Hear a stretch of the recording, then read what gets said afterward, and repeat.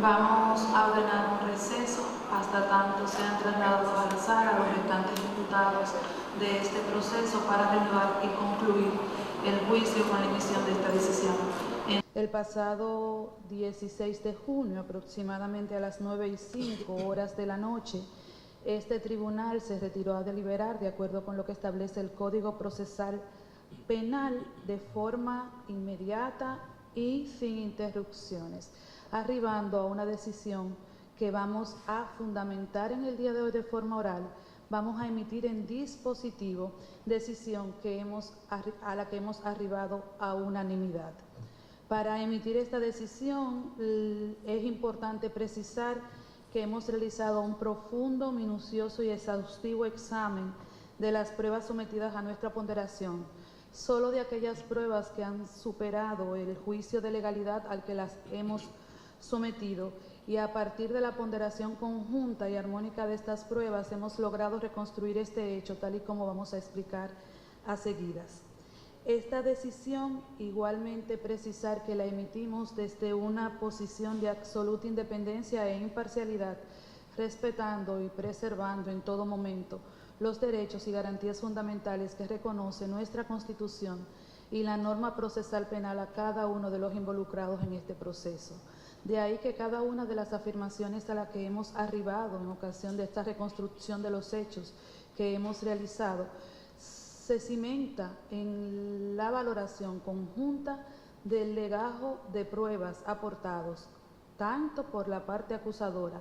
como a cada una de las defensas técnicas. Y es que el tribunal ha ponderado de forma minuciosa cada uno de los elementos de pruebas sometidos a nuestra ponderación. En este juicio se produjeron pruebas documentales, pruebas testimoniales, pruebas periciales y pruebas audiovisuales. Y es mandatorio destacar, antes de entrar en la definición o en la reconstrucción de estos hechos, que dentro de esas pruebas audiovisuales, a la ponderación de este tribunal, a requerimiento de las defensas técnicas, en especial la defensa técnica de los imputados Germán Alfonso de Sena Hernández y Germán García de la Cruz, han sido sometidos 3 pruebas audiovisuales, 3 videos en los que se puede apreciar a 3 personas, 2 de ellos imputados en este proceso, mientras ofrecen declaraciones. El tribunal no puede utilizar ni otorgar ningún valor probatorio a estas evidencias, toda vez que desde la posición de imputado están revestidos de un conjunto de garantías fundamentales, pero muy especialmente porque todo testimonio que se incorpora al juicio y al debate debe incorporarse y someterse al interrogatorio y al contrainterrogatorio. Toda declaración que el tribunal pudiera utilizar para fundamentar una decisión debe ser ofrecida a través de la oralidad de la palabra hablada, lo que no ocurre ni con esos testimonios, en este caso de imputados en este proceso que no fueron informados de sus derechos, de sus garantías, que no fueron asistidos por un abogado, no podrán ser utilizados en apoyo de esta decisión y no serán utilizados en apoyo de esta decisión. Igual han sido sometidos a nuestra ponderación 2 programas, dos programas de investigación, uno emitido y certificado por SIN, el informe titulado Del cuartel al cementerio, igualmente un programa, un reporte especial realizado por la periodista Yulisa Céspedes, que abordan los últimos momentos de la vida de David de los Santos. En estos reportajes se consignan igualmente declaraciones,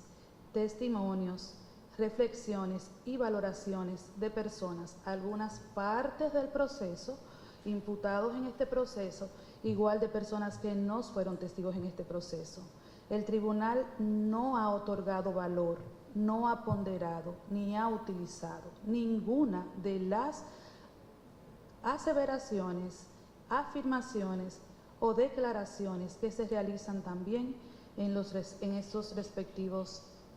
reportes. De estos reportes periodísticos, de estos trabajos de investigación, sí hemos utilizado y hemos podido extraer una serie de comprobaciones y verificaciones de las situaciones relevantes de cara a la reconstrucción del hecho. Y también hemos podido extraer y utilizar para la reconstrucción del hecho, las imágenes de la víctima David de los Santos y cómo se recogen estas imágenes en tanto son relevantes, reitero, para la reconstrucción de este hecho. Reiterando, ningún testimonio no ofrecido desde la oralidad en este juicio ha sido utilizado por este tribunal para la reconstrucción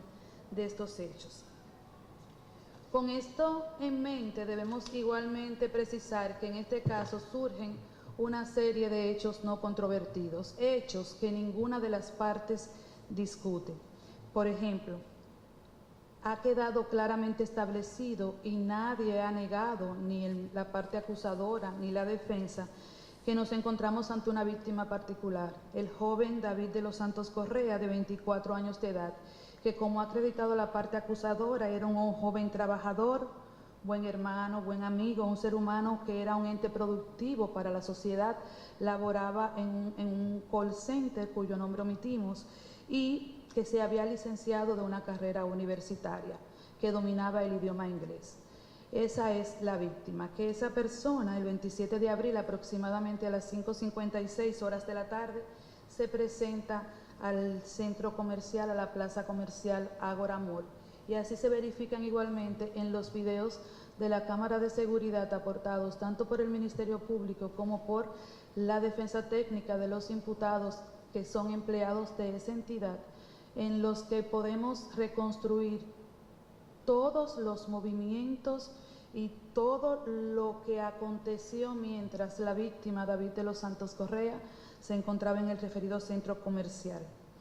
Esta prueba audiovisual que hemos citado demuestra que la víctima se encontraba en un evidente estado de deficiencia psíquica. Mantenía un comportamiento errático, se movía sin dirección aparente, se mostraba agresivo y en ocasiones incluso mostró comportamientos violentos mientras se encontraba retenido en la oficina de seguridad de este centro comercial. Hemos podido verificar, y es un hecho no controvertido, que a las 7:05 de la noche este ciudadano entra a uno de los establecimientos comerciales de la referida plaza, Senses, la tienda Senses, y ahí permanece por 3 minutos. Es posteriormente detenido en el centro comercial por miembros de la seguridad Albiorín Montero Otaño, Álvaro David Beltrán, Yuvaris Méndez Ferreras y Juan Reyes de la Cruz, aproximadamente a las 7:52 horas de la noche, luego de que lo ubicaron en uno de los pasillos de la plaza. En los videos en los que se reconstruye el hecho, se puede advertir que la seguridad ha sido informada de lo que aparentemente ha sido un acontecimiento dentro de la tienda Senses y está buscando a la víctima David de los Santos en la plaza. Esta víctima, David de los Santos, fue entregado a las autoridades policiales del destacamento Naco a las 8:16 de la noche. Reciben a David de los Santos, Alexis Montero Ubrí y Luis David Ortiz Tineo. En este destacamento, Luis David Ortiz y Alexis Montero Ubrí trasladan a David de los Santos al destacamento Naco, donde llegan a las 8:50 horas de la noche. Podemos ver que aun cuando la entrega ocurre a las 8:16 aproximadamente, se realiza todo un compás de espera donde los agentes entran, entendemos que a buscar las pertenencias de David de los Santos, que él mismo señalaba que se encontraban en un locker del supermercado Jumbo, y es a las 8:42 de la noche cuando podemos ver en las cámaras de seguridad que el ciudadano David de los Santos es subido a la patrulla policial y trasladado al destacamento, que como señalamos, se presenta y llega al destacamento a las 8:50 horas de la noche. En el destacamento, David de los Santos es recibido por los señores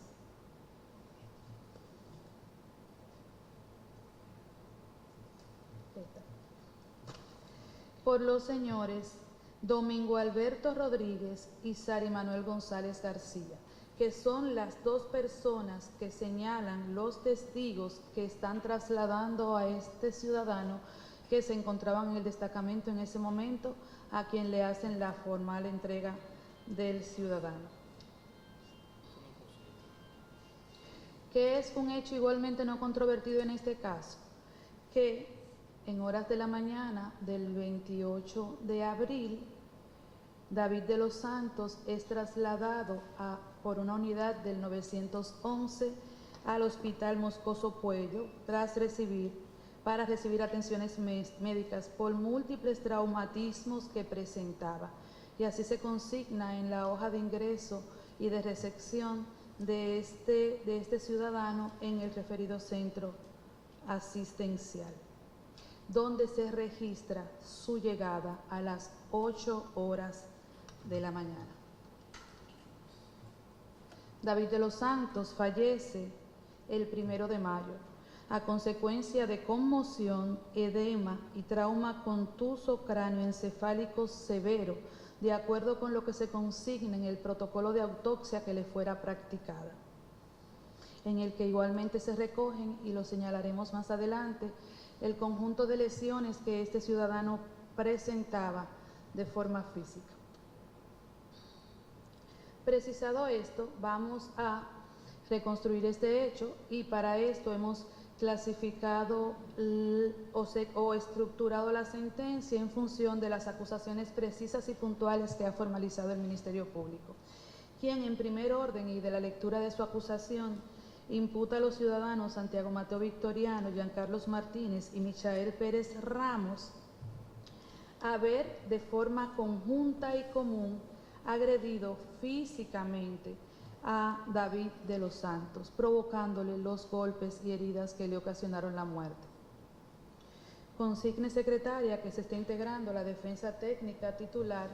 del imputado Santiago Mateo Victoriano. ¿Puede por favor acompañar a su defensora, señor Victoriano? La licenciada Winnie Rodríguez.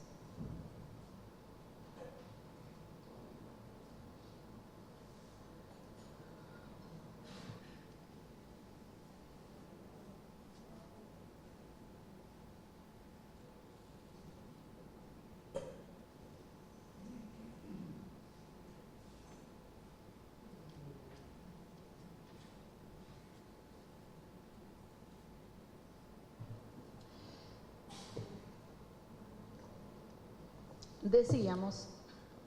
que el Ministerio Público imputa a los ciudadanos Santiago Mateo Victoriano, Giancarlos Martínez y Michael Pérez Ramos ser las personas que se encontraban en el interior de la celda del destacamento de Naco conjuntamente con la víctima David de los Santos Correa,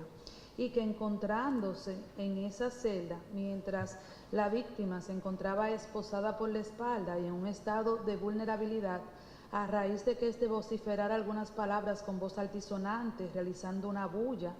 se molestaron y procedieron a golpearlo en la cabeza y en las demás partes del cuerpo. Precisa el Ministerio Público igualmente que hubo un incidente que no ha sido acreditado a partir de la actividad probatoria, y es el hecho de que en esa celda fue rociado gas pimienta, pues ninguno de los testigos aportados así lo han establecido. Sin embargo, en su acusación, el Ministerio Público señala que esta acción enojó aún más a estos tres imputados, quienes, luego de la reacción de las autoridades policiales, le propinaron una nueva paliza, asestándoles golpes y patadas por todo el cuerpo sin la más mínima posibilidad de que este ciudadano pudiera defenderse. Y que estos incluso llegaron a tomar los tenis propiedad de un quinto detenido, que se encontraba en la celda, Winston Pierre, y golpearon a este ciudadano durante toda la noche. Es la acusación que ha formalizado el Ministerio Público. A partir de la ponderación conjunta y armónica de las pruebas, como señalamos, de cara a la reconstrucción de este hecho, lo primero que esta instancia colegiada fija como un hecho no controvertido y por demás probado es que los imputados Santiago Mateo Victoriano, Giancarlos Martínez y Michael Pérez Ramos se encontraban detenidos en el destacamento Naco en el momento en que es trasladado a dicho lugar la víctima David de los Santos. Esto lo verificamos en las páginas de los libros destinados al registro de las entradas, salidas, cambios de turnos y cualquier incidencia en el referido destacamento. De acuerdo con el aporte probatorio que realiza el Ministerio Público, hemos podido constatar que Santiago Victoriano entra a las 6:30 de la tarde del 27 de abril. Giancarlos Martínez entra al destacamento a las 10:35 de la mañana del 27 de abril, mientras que Michael Ramos, de acuerdo con la prueba aportada, se verifica que entra al destacamento antes del relevo de las 5:00 de la mañana del día 27 de abril. Igualmente, hemos podido verificar a partir del examen de estas pruebas aportadas, de estas hojas del libro de control de las novedades del destacamento, que a las 8:20 de la noche se registra el ingreso de un cuarto detenido, un nacional haitiano de nombre Wister Pierre, y 30 minutos después, a las 8:50, se registra el ingreso de David de los Santos Correa. En este punto se impone precisar que, contrario a lo que ha establecido la defensa técnica, invocando que en esa celda existían otras personas, específicamente 2 personas más, además de las personas que hemos señalado, debemos precisar que esto no es así. Si bien de la lectura de los documentos se verifica ciertamente la entrada de 2 ciudadanos más en calidad de detenidos, José Fajardo, uno apellido Fajardo, con registro de entrada a las 5:11 de la mañana, también se registra la salida de este ciudadano a las 10:00 de la mañana del mismo día. Se registra igualmente la entrada de un ciudadano de apellido Martínez a las 7:30 de la noche y su salida 10 minutos después a las 7:40 de la noche. Esto ratifica la afirmación y la premisa que hemos establecido como cierta de que en la celda del destacamento de Naco, donde ocurrieron los hechos, solo se encontraban 5 personas. Los 3 imputados que acabamos de señalar, el nacional haitiano Wister Pierre y la víctima David de los Santos Correa. La defensa técnica igualmente ha cuestionado la ausencia de la página 273 del referido libro, señalando que no contar con las informaciones establecidas en esa página no permitiría reconstruir al tribunal correctamente el hecho, porque no se pudiera verificar si entraron más detenidos, si salieron más detenidos o qué pasó en esa página. El tribunal, como señalamos, ha ponderado unos reportajes y en específico hemos podido tener acceso a la página 273 del referido libro, toda vez que la periodista Yulisa Céspedes se presenta al destacamento de Naco y dentro de su reportaje realiza una revisión de este libro.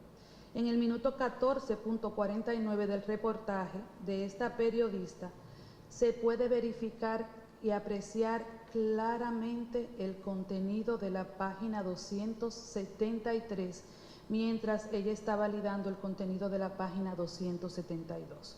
Y hemos podido constatar que en esa página solo se consignan 2 registros. Un relevo de turno, que es el relevo de turno que se realiza a las 8 de la mañana del 27 de abril, que es recibido por el imputado Domingo Alberto Rodríguez, y la entrada y salida de un detenido. Esos son los registros que están en la página 273 del libro y que por tanto no tienen ningún impacto para la reconstrucción de este hecho. ¿Cuál es el segundo hecho que hemos podido establecer como probado?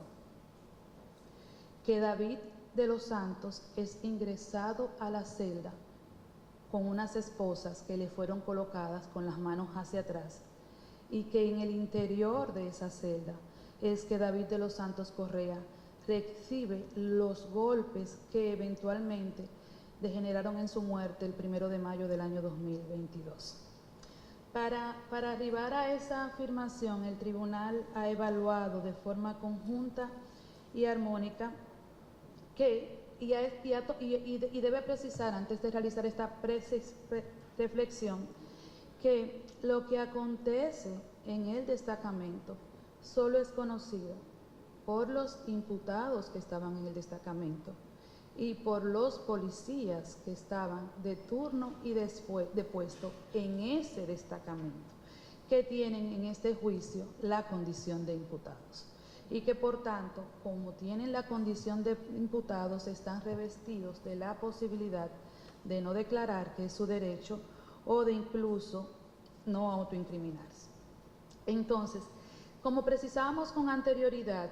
David de los Santos ingresó al destacamento a las 8:50 horas de la noche y a las 8 de la mañana es ingresado al Hospital Moscoso Puello presentando múltiples traumatismos. Para reconstruir lo acontecido en esas horas, desde las 8:50 de la noche hasta las 8 de la mañana del día siguiente, que es el momento en que David de los Santos ingresa al centro médico, se ha aportado se ha sometido a la ponderación de esta instancia colegiada 2 testimonios. Los testimonios de los señores Métor Jaques y Robertson Macellón, ambos de nacionalidad haitiana, testigos referenciales que afirman tomaron conocimiento de lo que relatan en este juicio a raíz de su intervención como intérpretes de Wister Pierre, quien no habla español. Wister Pierre, la persona que señalamos, era el 4º detenido en la celda donde se encontraba David de los Santos. La defensa técnica ha cuestionado estos testimonios, estableciendo que estas personas no son intérpretes judiciales. Válido.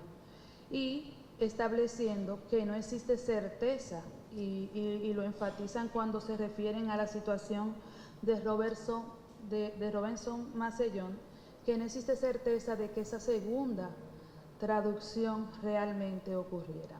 Lo primero es que el hecho de que estos ciudadanos no tengan la calidad de intérpretes judiciales no inhabilita su testimonio como pruebas referenciales siempre y cuando concurran los requisitos que nos permitan ponderar esas pruebas referenciales, porque la prueba referencial no es más que el testimonio que una tercera persona ofrece porque lo ha percibido a través de sus sentidos de forma general desde la fuente directa de la prueba, cuando esa fuente directa de la prueba no está disponible y no puede ser presentada en el juicio.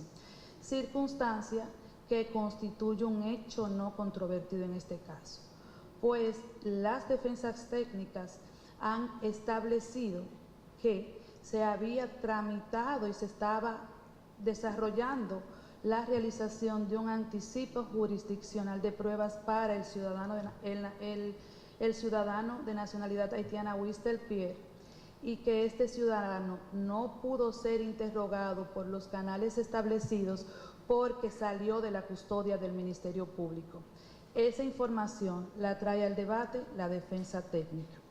Con esto en mente, ya sabemos que existe una imposibilidad material de presentar al testigo directo de estos hechos. Sin embargo, el conocimiento que de estos hechos tenía el testigo ha sido aportado por 2 testigos más, 2 testigos referenciales, como señalamos, Métor Jaques y Robertson Macellón. ¿Qué es lo que tiene que verificar el tribunal respecto de estos testimonios referenciales que requieren un mayor ejercicio y hay mayor exigencia para darle valor a estas pruebas referenciales? 3 requisitos: que sean precisos, que sean coherentes y, el más importante, que las afirmaciones que estos testigos realizan sean corroboradas por otros elementos de prueba que nos permitan tener como cierto que el momento en el que ellos tomaron conocimiento de la información desde la fuente directa es posible. Ese momento existió, ese momento ocurrió, y que la información que ellos dicen reciben de la fuente directa está corroborada por otros elementos de prueba que nos permiten establecer que esa información es verídica. En el caso de los testigos señalados, lo primero es que hemos establecido que la fuente de la información existe. Huistelpie es una persona que estuvo en la celda con los 3 imputados y la víctima en el momento, la noche en que ocurrieron los hechos. Huistelpie fue una persona que estuvo bajo la custodia del Ministerio Público y fue una persona que, a decir de los 2 testigos, fue interpelado en 2 momentos. Métor Jaques asiste a la Fiscalía del Distrito Nacional para recibir las declaraciones originales de Huistelpie en el mes de abril. 26, 27 señala él, sin señalar mes, del año pasado, 2022. Robinson Macellón señala otro momento. Mientras Métor Jaques recibe las declaraciones aquí, en el edificio de la Procuraduría Fiscal del Distrito Nacional, ubicado al lado de este Palacio de Justicia de Ciudad Nueva, Robinson Macellón recibe estas declaraciones en el edificio de la Procuraduría General de la República el 1 de mayo del año 2022, a requerimiento de una persona distinta a la persona que contacta a Métor Jaques. Robinson Macellón y Métor Jaques no se conocen. Robinson Macellón y Métor Jaques no conocían a Huistelpie. La información que ellos ofrecen, y es uno de los datos más relevantes y que el tribunal igualmente ha tomado en cuenta, la información y el relato que hacen cada uno de ellos, recibido de forma separada, en momentos distintos y antes fiscales y miembros de la Policía Nacional distintos, se complementa y se integra de forma exacta. En palabras llanas, Métor Jaques y Robinson Macellón cuentan exactamente la misma historia, la misma secuencia de los hechos que se desarrollaron en esa noche, en esa celda, lo que confirma y permite a este tribunal concederles credibilidad, amén de que, como vamos a ir desarrollando, igualmente han sido corroborados por otros medios de prueba que hemos ponderado. Entonces, respecto de estos testimonios, importante es precisar que todos los 2 testigos coinciden en señalar que estos 3 imputados que ya señalamos que se encontraban en la celda, no porque lo dicen los testigos, sino porque están en los registros, se encontraban en la celda. Estos testigos señalan que Huistelpie afirma que son estos 3 ciudadanos los que golpean a David de los Santos porque se encontraba haciendo bulla, gritando en la celda y ellos estaban muy molestos. Describen a los 3 imputados, ambos testigos, como un calvo, un moreno y un flaco, refiriendo que esa es la descripción que les da el nacional haitiano Huistelpie. Ambos testigos describen de forma similar la naturaleza de los golpes que los imputados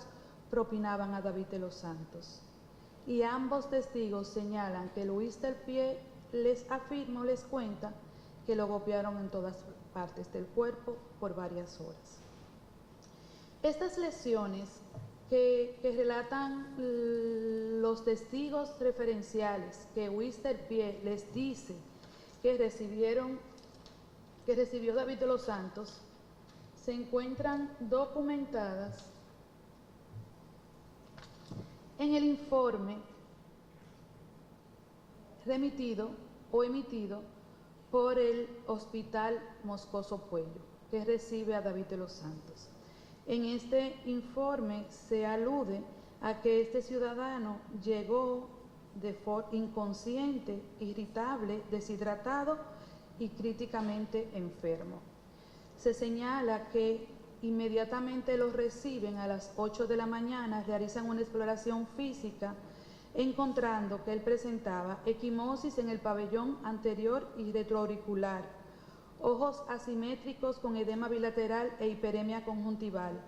pupilas isocóricas y mióticas, tabique nasal central, coanas permeables, mucosa oral con angioedema y contenido hemático y con arcada dentaria incompleta, con cuello cilíndrico móvil, con pulso y buen tono y amplitud y frecuencia, y sin estigma de trauma con tórax simétrico. Estas lesiones igualmente se registran en un informe que emite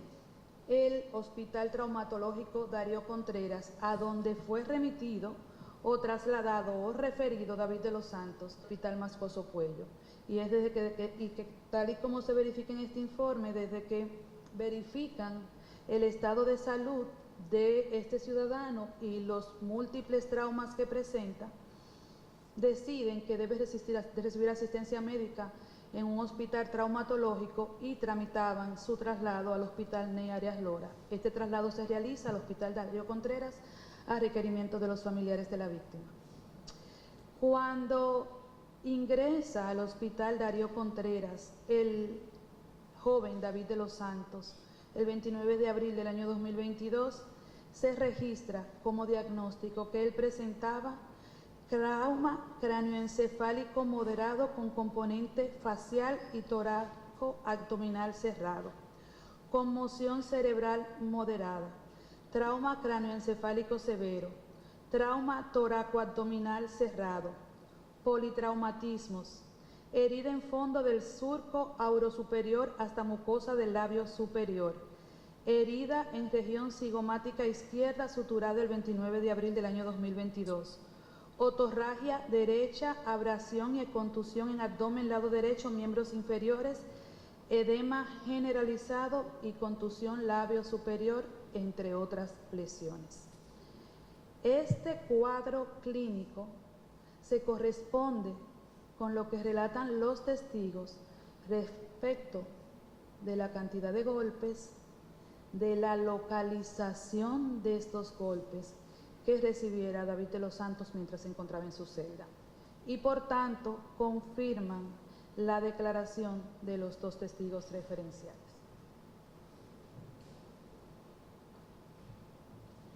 Importante es precisar, a los fines de reconstruir el hecho y de cara a las defensas distintas que se han ido esbozando en este juicio, que nos remitimos nuevamente al reportaje de la periodista Yulisa Céspedes. En este reportaje constan 2 videos de David de los Santos. En ambos videos, la víctima David de los Santos se encuentra dentro de su celda esposado. Importante, estos videos están siendo grabados desde el exterior de la celda. En el minuto 20.36 del reportaje se reproduce un video donde se muestra a David de los Santos con sus habilidades cognitivas evidentemente disminuidas, desconectado de la realidad, realizando afirmaciones incoherentes, haciendo alusiones a la perra bola, a la divinidad, la gracia, sin que se pudiera establecer una coherencia del pensamiento. Importante es que en este momento David de los Santos ya está en su celda, detrás de los barrotes, esposado, pero no muestra ninguna lesión física. Se muestra sin ninguna lesión física. Simplemente está siendo grabado por lo que entendemos eran los policías encargados de su custodia. Y entendemos y precisar en este momento que en el video se muestra que en el lugar durante la grabación estaban 2 agentes, porque hay un agente que está grabando y en el video al final se ve el torso de otro agente, que al salir en la cámara era imposible que fuera la persona que estaba grabando a David de los Santos. Retomaremos esta reflexión más adelante.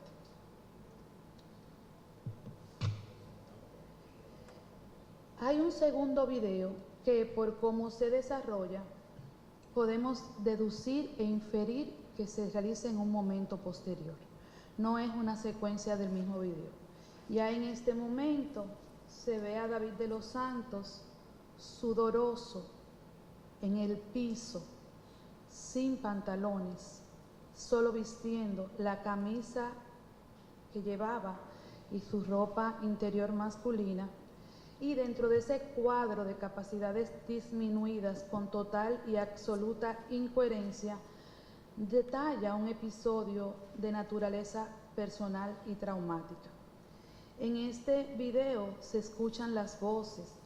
de los restantes internos, de las restantes personas que se encontraban en el interior de la celda, que completan lo que él dice y hasta de forma burlesca. También se escuchan en este video las palabras y la interacción de la persona que está grabando a David de los Santos en este momento. Decimos que David de los Santos en este momento ya está sudoroso en el piso y no tiene sus pantalones. En este video se ve cuando uno de las personas que se encuentran en el interior de la celda golpea a David de los Santos. Y también se ve que los agentes policiales que estaban grabando no hicieron absolutamente nada.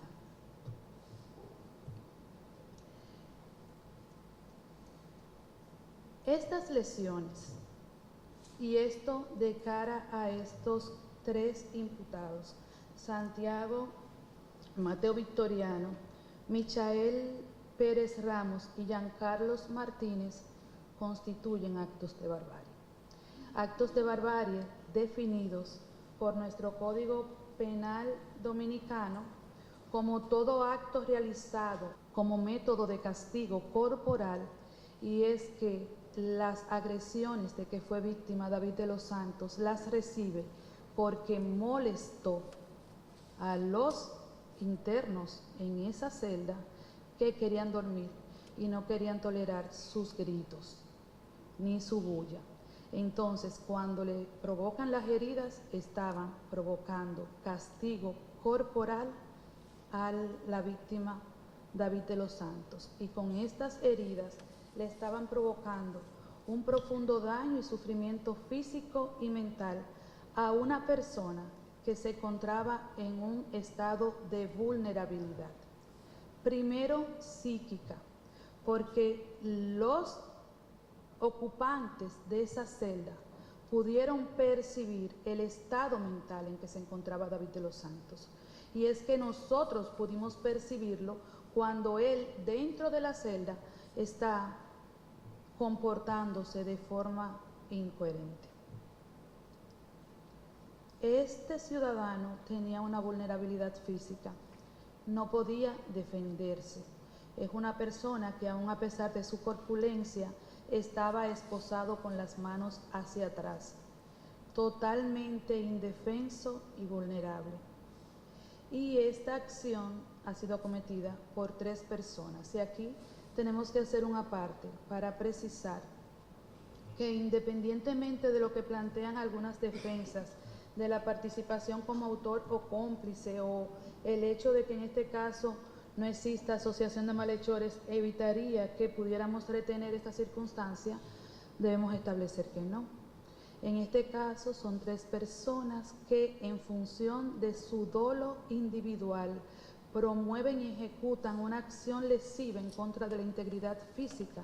de otra persona. Y esa lesión injusta y ese atentado en las condiciones en que se realiza a la integridad física de una persona constituye actos de barbarie, independientemente de la acción que cometió el otro. Son tres personas que han ejecutado actos de tortura y barbarie en contra de una persona vulnerable por su condición psíquica, por las condiciones físicas en las que se encontraban. Y por tanto nos encontramos en un supuesto de actos de barbaries que se agravan por estas dos condiciones, en los términos que establece el artículo 303-4, numerales 2 y 9 del Código Procesal Penal, que establece la existencia de una pena cerrada, una pena única. La persona que cometa actos de barbarie como castigo corporal en contra de una persona vulnerable, o si lo hace en conjunto con otras personas, de acuerdo con lo que establece el legislador, debe ser sancionada la pena de 30 años de reclusión mayor. Igualmente ha quedado establecido que las heridas, esos actos de barbarie proferidos en contra o en perjuicio de la víctima David de los Santos, igualmente provocaron su muerte. Estos hechos fueron calificados por el Ministerio Público como violación a los artículos 295 del Código Penal y 309 del Código Penal Dominicano. En este caso, no nos encontramos ante un supuesto de homicidio voluntario. Aquí concurren los elementos constitutivos de los golpes y heridas que ocasionaron la muerte en los términos establecidos en el artículo 309, parte infine del Código Penal Dominicano. Sin embargo, la pena prevista en este tipo legal no impacta, pues la pena está determinada por las previsiones del artículo 303-4 del Código Penal Dominicano. Precisado esto, debemos pasar, y vamos a pasar ahora, a examinar la acusación que ha sido formalizada por el Ministerio Público en contra de los imputados Germán García de la Cruz, Alfonso de Sena Hernández, Santiago Mateo Victoriano, Alfonso de Sena Hernández, Domingo Alberto Rodríguez y Sari Manuel González, que son los 4 agentes que, conforme se constata en el informe emitido por la Policía Nacional, eran el personal que se encontraba de servicio en la casa de guardia, que es el destacamento Naco. El capitán Domingo Alberto Rodríguez Rodríguez, como oficial del día, desde las 8 de la mañana hasta las 8 de la mañana del día siguiente. El raso Sari Manuel González, sargento de guardia, se encontraba igualmente de turno, un turno de 24 horas, igual que Domingo Alberto Rodríguez Rodríguez, desde las 8 de la mañana hasta las 8 de la mañana del 28 de abril. También tenemos que se encontraban de servicio en esa casa de guardia Germán García de la Cruz como oficial de retén desde las 10 de la noche del 27 de abril a las 5 horas de la mañana del 28 de abril. Y Alfonso de Sena Hernández se encontraba de servicio como sargento de retén desde las 10 de la noche del 27 de abril hasta las 5 de la mañana del 27 de abril, del 28 de abril. ¿Cuál es la acusación que ha formalizado el Ministerio Público en contra de estos 4 miembros de la Policía Nacional? Que ellos permitieron, violando su posición de garante y su deber de cuidado respecto de una persona que se encontraba bajo su custodia, que él recibiera los golpes que constituyen actos de barbarie y que al hacerlo comprometen su responsabilidad penal. Incluso llega el Ministerio Público a atribuirles la autoría de actos de barbarie bajo el supuesto de comisión por omisión. En ese punto, lo primero es que, como hemos precisado, los miembros de la Policía Nacional designados de servicio en esa causa de guardia son los 4 imputados que tenemos aquí presentes. Recordar que hemos constatado que ciertamente Domingo Alberto Rodríguez recibe el turno conforme el servicio que le fue asignado a las 8 de la mañana del 27 de abril, tal y como se consigna en la página 273 del libro que señalamos, se puede apreciar en el minuto 14.49 del reportaje de Yulisa Céspedes. Importante es precisar que en ese reportaje también, y a partir de la revisión del libro que hace la periodista, tuvimos acceso a la página 277 del libro. Es la página donde se registra la llegada del imputado Germán García de la Cruz. Y en esa página del libro, que se podrá constatar en el minuto 15:10 del referido reportaje, se ve que Domingo Germán García de la Cruz recibe el servicio, ocurre un relevo y así se consigna. relevo nocturno de Domingo Alberto Rodríguez a las 10 de la noche del 27 de abril. Habíamos establecido que Domingo Alberto Rodríguez, conforme su instrucción, tenía un servicio de 24 horas. Recibe el servicio a las 8 de la mañana. El servicio de Germán García de la Cruz y Alfonso de Sena Hernández inicia a las 10 de la noche. A las 10 de la noche, Domingo Alberto Rodríguez entrega y es relevado conforme se consigna en esa página del libro por el imputado Germán de la Cruz. Esta defensa me refiero a la defensa de Domingo Alberto Rodríguez y Sari Manuel Hernández, ha planteado como estrategia de defensa que este ciudadano no se encontraba en el destacamento en el momento en que ocurrieron los hechos y solo aportó la página del libro en la que se registra que él recibe el turno a las 5 de la mañana del día 28 de abril. Y el tribunal ha podido constatar que ciertamente, como complemento de la página que acabamos de citar, igualmente se registra que a las 5 de la mañana del 28 de abril, entonces se hace un nuevo cambio de turno. Y en ese momento, el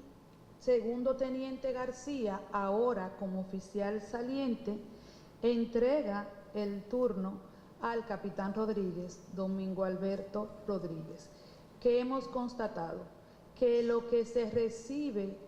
y la entrega que hace Domingo a Germán y la entrega que hace Germán a Domingo, lo que se describe como lo que había en ese momento es exactamente lo mismo, la misma cantidad de objetos, la misma cantidad de detenidos. Y en esta recepción que se hace, se consigna una situación particular vinculada con David de los Santos, donde se establece que el mismo se estuvo golpeando de forma contusa y fue llevado al médico. Entonces, tenemos que indefectiblemente afirmar que desde las 10 de la noche, momento en que llega a su turno Germán García, hasta las 5 de la mañana, él era el oficial encargado del destacamento de NA. Pero esa afirmación no la hacemos solamente porque hemos visto los libros, sino porque igualmente se genera una situación en la madrugada del 28 que hace que intervengan dos personas más, dos testigos que depusieron este juicio, Edwin Montero Encarnación y Giovanni Fernández Díaz. El imputado Giancarlo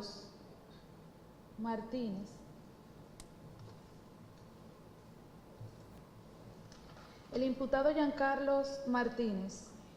conforme se establece en el informe que redacta el mismo Germán García de la Cruz como oficial de retén del destacamento, el 28 de abril del año 2022, se escapa de las instalaciones del destacamento aproximadamente a las 3:30 horas de la madrugada del 28 de abril. Entonces, una vez esta persona se escapa del destacamento, obviamente que se activa una búsqueda en la que intervienen Edwin Montero Encarnación y Giovanni Fernández Díaz. Y estos testigos que afirman y confirman el hecho de esta fuga y el hecho de que estuvieron tratando de localizar a este imputado en horas de la madrugada de ese día, señalan que realizan esta búsqueda con Alfonso de Sena. Estos dos testigos, y es un aspecto muy relevante, solo tienen contacto y ubican en el destacamento a Germán García de la Cruz y Alfonso de Sena. No tienen contacto con ningún otro miembro de la Policía Nacional, no refieren a ningún otro miembro de la Policía Nacional. Estas dos personas que circunstancialmente tuvieron contacto con las personas de puesto en el destacamento, solo refieren a Germán García y a Alfonso de Sena como las personas con las que interactuaban en ocasión de la fuga del imputado o del detenido Jean Carlos Martínez.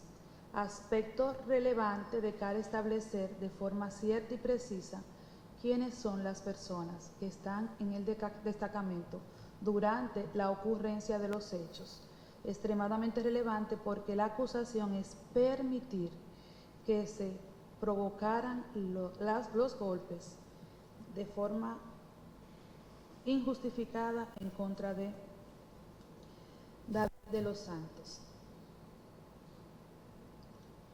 Igualmente, hemos podido verificar que los agentes, tal y como se constata en esta hoja de servicio, los turnos se asignan en pareja. Por ejemplo, podemos establecer que turnos de 24 horas, Domingo Rodríguez, Sari Manuel González tenían el mismo turno, 8 de la mañana, 8 de la noche, que Germán García de la Cruz y Alfonso de Sena tenían el mismo turno, 10 de la noche, 5 de la mañana,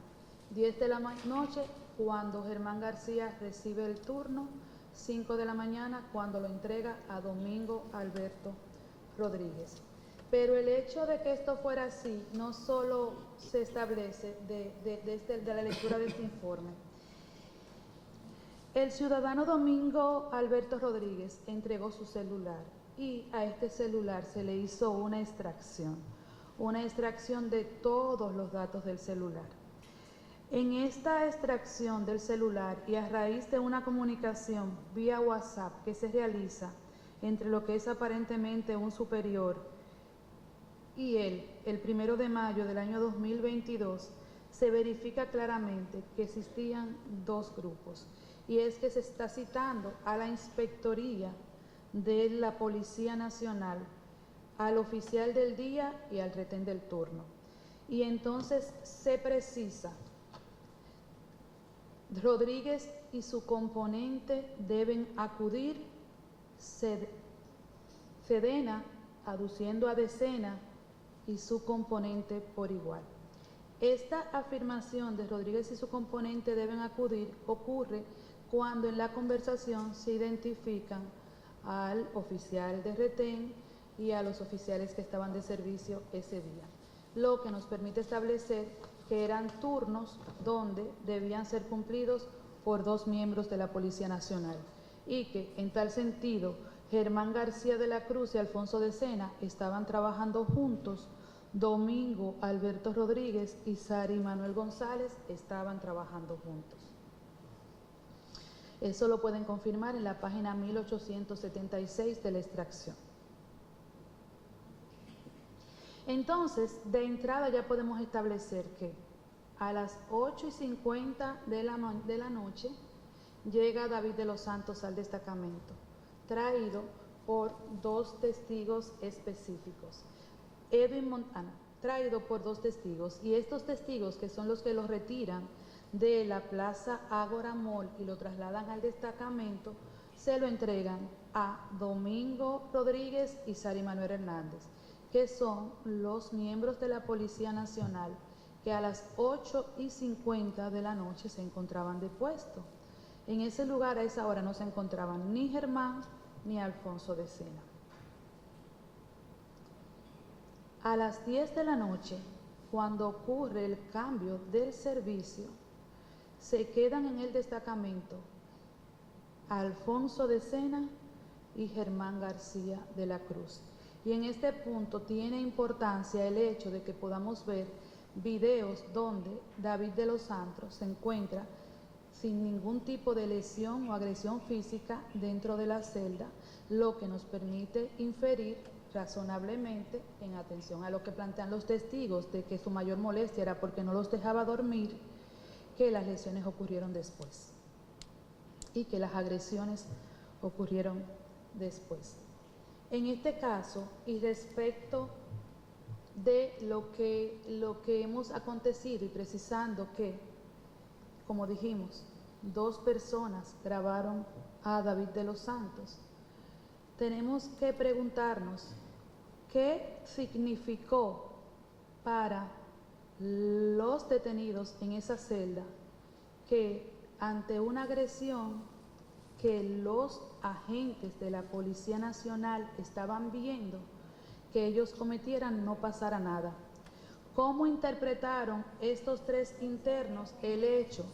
de que Alfonso de Sena y Germán García de la Cruz, quienes están en el destacamento y intuimos que son las personas que hacen la grabación, vean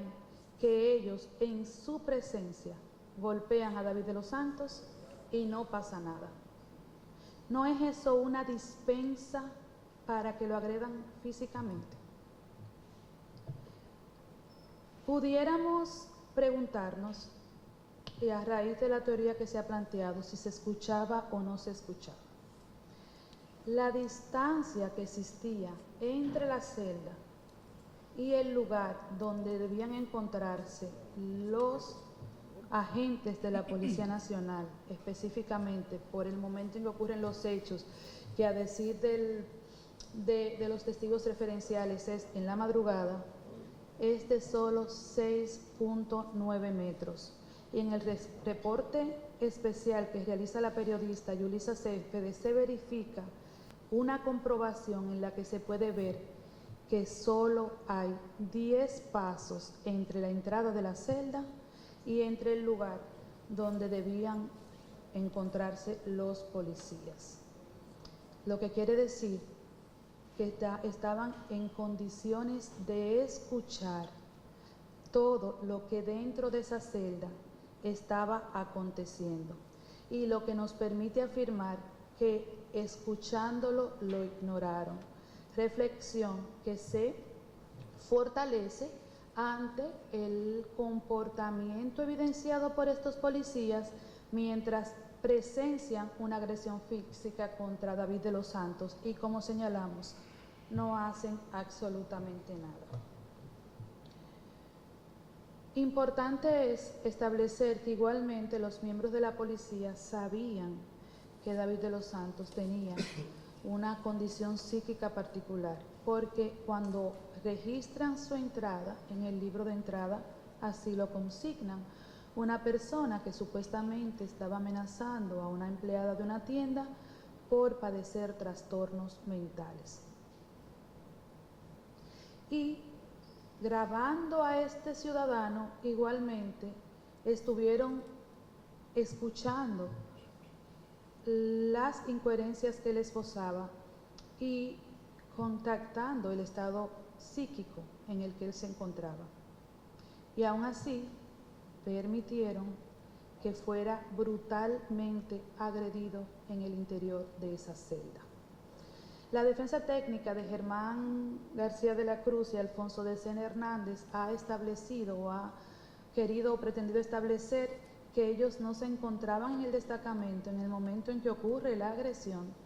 toda vez que ellos habían salido para perseguir a Giancarlos Martínez, que, como señalamos, se escapó aproximadamente a las 3:30 horas de la mañana. Y a partir de la reconstrucción de este hecho podemos establecer, de acuerdo con los informes médicos que nos han sido aportados, que las lesiones no iniciaron a las 4 de la mañana. Así lo establecen los testigos referenciales, que relatan lo que establece Wisterpie, pero igualmente lo establecen la naturaleza de las lesiones y los informes médicos que tratan de temporizar en qué momento y qué lapso de tiempo tenían esas lesiones en el cuerpo de David de los Santos. Así las cosas, tenemos que establecer que ha quedado establecida la responsabilidad penal de los ciudadanos Germán García de la Cruz y Alfonso de Sena Hernández. ¿Por qué? Porque en el Código Penal existen unas disposiciones que aplican para funcionarios, servidores y miembros de la Policía Nacional. Nos referimos en este caso al artículo 186, que sanciona a todo funcionario, y en este caso nos vamos a concentrar en miembros de la policía que en el ejercicio de sus funciones o en razón de su ejercicio y sin motivo legítimo usaren o permitieren que se usen violencias contra las personas. En este caso, Germán de la Cruz y Alfonso de Sena, como miembros de la Policía Nacional encargados de la custodia de David de los Santos, en ocasión a que eran los miembros presentes en el destacamento de Naco, permitieron que David de los Santos recibiera agresiones físicas. Y la pena para este ilícito está determinada por las previsiones del artículo 198 del Código Procesal Penal. Pero antes de pasar al artículo 198 del Código Procesal Penal,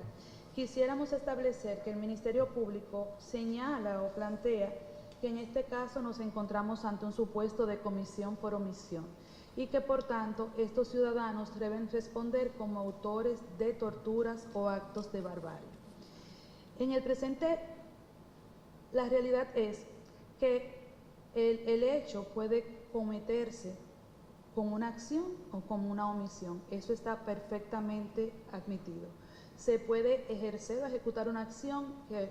produzca el resultado o se puede dejar de hacer algo que produzca el resultado.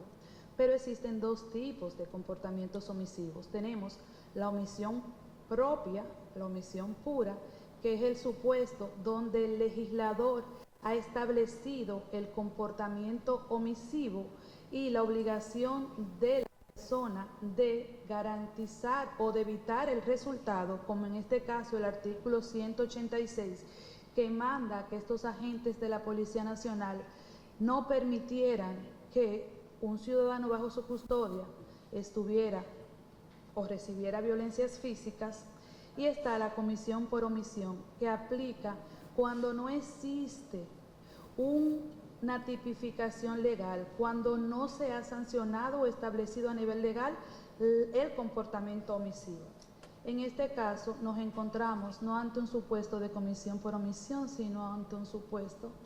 de omisión propia, en los términos establecidos en el artículo 186 del Código Penal Dominicano, que establece que a los culpables de esta infracción se le impondrán las penas y que la pena estará determinada para estas personas de acuerdo con la naturaleza y la gravedad de las lesiones y las violencias físicas que recibió la víctima. Y establece una escala. En caso de que el crimen sea sancionado con la degradación cívica, se impondrá a los autores de este delito la pena de reclusión menor. Si el delito es sancionado con la pena de reclusión menor, entonces se impondrá la detención, y en los restantes casos no expresados, la pena común se impondrá siempre sin agravación. Esto hace referencia a la pena del ilícito cometido, actos de barbarie, y sin las agravantes, obviamente, porque así lo establece de forma expresa el legislador. La pena para la persona que incurra en actos de tortura y barbarie, que sería la pena aplicable al funcionario de la Policía Nacional o al miembro de la Policía Nacional que permitió que una persona bajo su custodia en ejercicio de sus funciones recibiera violencias físicas, es la pena